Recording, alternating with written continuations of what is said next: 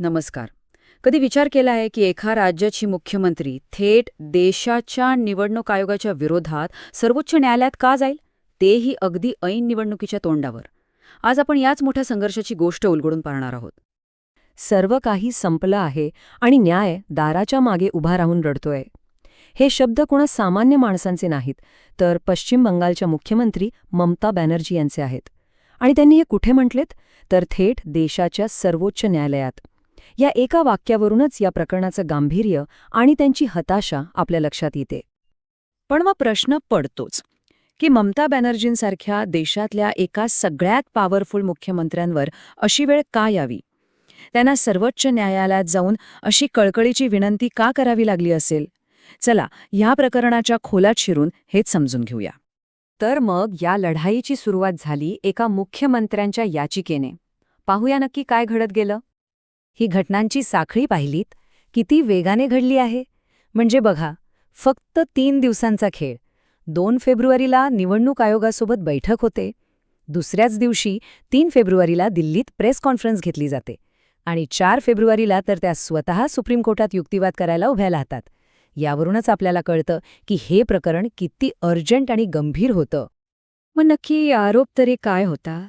आता वळूया या प्रकरणाचा अगदी मूळ मुद्द्याकडे.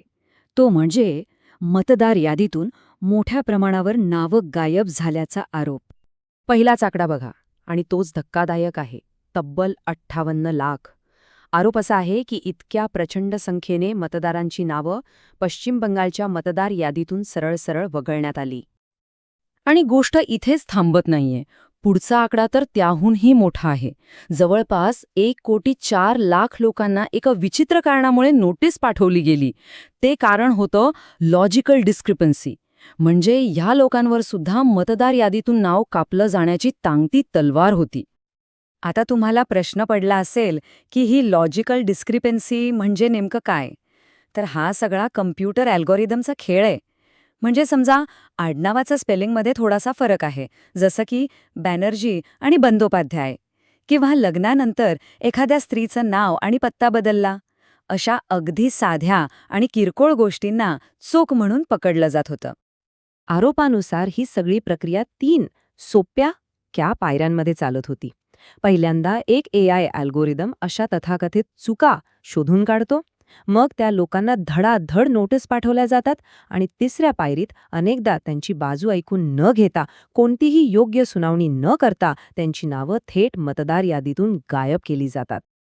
मग प्रश्न असा आहे की याचा फटका नेमका कुणाला बसत होता? दाव्यानुसार काही विशिष्ट गटांना जाणीवपूर्वक टार्गेट केलं जात होतं. जसं की लग्नानंतर नाव बदललेल्या महिला, ज्यांच्या नावांमध्ये बोलीभाषेमुळे फरक आहे असे मतदार, अल्पसंख्याक, अनुसूचित जातीचे लोक आणि सगळ्यात महत्त्वाचं म्हणजे विरोधी पक्षाचा प्रभाव असलेल्या मतदारसंघांमधले मतदार. अर्थात प्रत्येक नाण्याला दुसरी बाजू असते. ह्या एवढ्या गंभीर आरोपांवर निवडणूक आयोगाचं काय म्हणणं होतं? चला, आता वादाची दुसरी बाजू पाहूया. या सगळ्या वादाच्या केंद्रस्थानी होते मायक्रो ऑब्झर्व्हर, म्हणजे सूक्ष्म निरीक्षक. मुख्यमंत्र्यांचा आरोप होता की हे सगळे अधिकारी भाजप-शासित राज्यांमधनं आणले आहेत आणि ते स्थानिक अधिकाऱ्यांना काहीही न विचारता परस्पर नावं कापण्याचं काम करत आहेत. तर दुसऱ्या बाजूला निवडणूक आयोगाचा बचाव असा होता की राज्य सरकारने आम्हाला पुरेसे अधिकारी दिलेच नाहीत, म्हणून आम्हाला बाहेरून निरीक्षक आणावे लागले. आयोगाची बाजू मांडताना सरकारी वकिलांनी न्यायालयात थेट सांगितलं की आम्ही राज्य सरकारला पत्र लिहिलं होतं, पण त्यांनी आम्हाला फक्त 80 अधिकारी दिले. बाकीचे तर कनिष्ठ दर्जाचे होते आणि सरकारच्या दबावाखाली काम करत होते. आता या राजकीय आरोप-प्रत्यारोपांमध्ये शेवटी सर्वोच्च न्यायालयालाच हस्तक्षेप करावा लागला. पाहूया कोर्टाने यावर काय निर्णय दिला. सुनावणी सुरू असताना एक महत्त्वाचा क्षण आला, जेव्हा सरन्यायाधीशांच्या कानावर आलं की फक्त स्पेलिंगच्या किरकोळ चुकांमुळे किंवा लग्नानंतर नाव बदलल्यामुळे लोकांचा मतदानाचा हक्क हिसकावून घेतला जातोय, तेव्हा ते सुद्धा चकित झाले.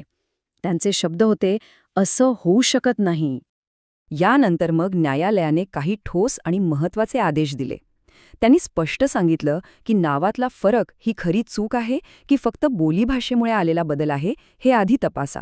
राज्य सरकारला स्वतःच्या अधिकाऱ्यांची यादी द्यायला सांगितली.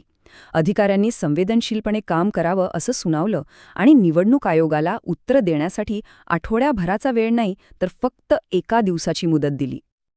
पण या सगळ्या कायदेशीर आणि राजकीय लढाईच्या पलीकडे जाऊन पाहिलं तर सामान्य मतदारासाठी याचा अर्थ काय? या सगळ्याचा आपल्या लोकशाहीवर काय परिणाम होतो? चला आता शेवटच्या आणि सगळ्यात महत्त्वाच्या भागाकडे वळूया. या संपूर्ण प्रक्रियेला एक खूपच दुःखद आणि मानवी बाजूसुद्धा आहे. एका रिपोर्टनुसार या मतदार यादीच्या कामाच्या प्रचंड ताणामुळे पश्चिम बंगालमध्ये जवळपास 150 बूथ लेव्हल अधिकाऱ्यांचा मृत्यू झाला. आकडे आणि राजकारणाच्या पलीकडे हे खूप मोठं नुकसान होतं.